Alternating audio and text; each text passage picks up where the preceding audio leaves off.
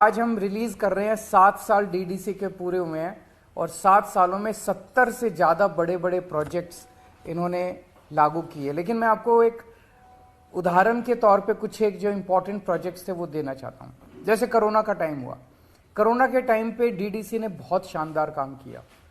मैंने जैस्मिन साहब को फ़ोन किया, जैस्मिन डीडीसी के वाइस चेयरमैन है। मैंने डीडीसी जैस्मिन को फ़ोन किया कि एक तरफ तो मजदूर लोग, बच्चे, युवा बेरोजगार घूम रहे हैं, उनके पास रोजगार नहीं है, और दूसरी तरफ बहुत सारी फैक्ट्रियां ऐसी हैं, बहुत सारे इस्टेब्लिशमेंट्स ऐसे हैं जो कि बंद हो रहे हैं क्योंकि उनके पास काम करने वाले नहीं है, वो रोजगार देना चाहते हैं।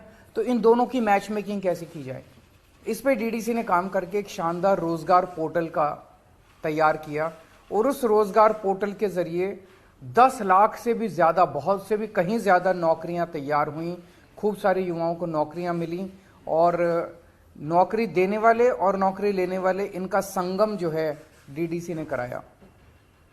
इसके बाद हमने कोरोना के टाइम में एक स्कीम निकाली थी कि कोरोना के टाइम पे लोगों की रोज़गार ख़त्म हो गए थे, घर में खाने को नहीं था, पैसे नहीं थे।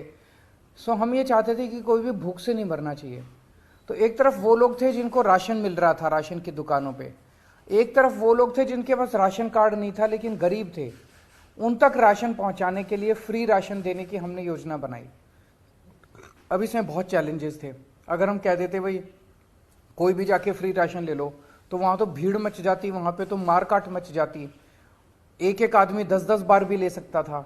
इन चीज़ों को टैकल करने के लिए ई कूपन का सिस्टम इजाद किया गया जो पूरा डीडीसी ने बनाया और उसको मॉनिटर किया। कोरोना के वक्त में हमने देखा कैट्स की एम्बुलेंस जो थी, एक एक एम्बुलेंस 55 मिनट का उनका, आप अगर फ़ोन करो तो कम से कम 55 मिनट लगते थे उसको पहुंचने में। उसको पूरे को सिस्टम को रीडिज़ाइन किया इन्होंने, नई खूब सारी एम्बुलेंसेज इन्होंने प्रोक्योर की और उस 55 मिनट को ये 18 मिनट पे लेके आए, जो कि बहुत बड़ा योगदान था कोरोना के टाइम पे। आप लोग जानते हो door step delivery of services हमारा फ्लैगशिप प्रोग्राम है, जिसमें आप 1076 पे फ़ोन कीजिए, आपके घर आके काम करके जाती है सरकार। कोई कर्मचारी आपके घर आता है, आपका राशन कार्ड बनाना है, आपका कोई भी कनेक्शन लेना है, बिजली का, पानी का, घर आके करते हैं। ये पूरा का पूरा डिज़ाइन, इसका इम्प्लीमेंटेशन ये सारा डीडीसी ने करवाया।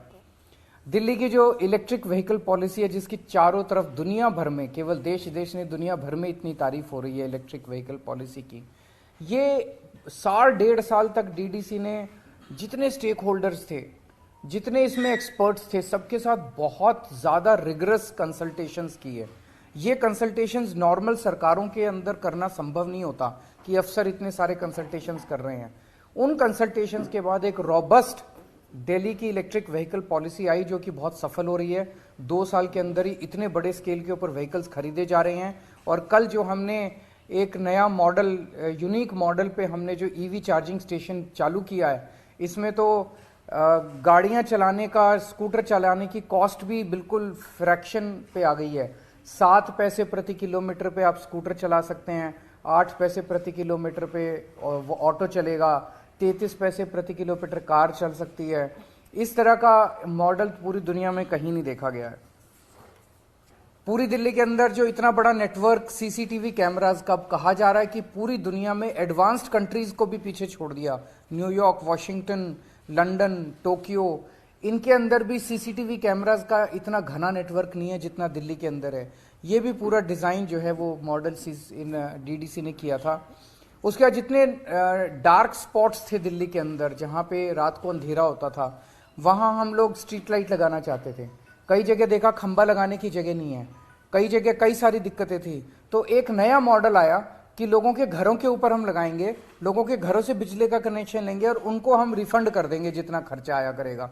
ये वाला पूरा अब पूरे दिल्ली के अंदर एक बहुत बड़ा नेटवर्क स्ट्रीट लाइट्स का बन गया है। ये भी पूरा मॉडल डीडीसी ने इम्प्लीमेंट किया। हेल्थ इंफॉर्मेशन मैनेजमेंट सिस्टम, जिसके बारे में मैं कई प्रेस कॉन्फ्रेंसेस कर चुका हूँ, वो पूरा सिस्टम इन लोगों ने डिज़ाइन किया है जो अभी लागू हो रहा है। तो डीडीसी ने 7 साल के अंदर बहुत शानदार काम किया है। मैं प्रार्थना करता हूँ वो आगे भी इसी तरह से सरकार को और देश के लोगों की सेवा करते रहे।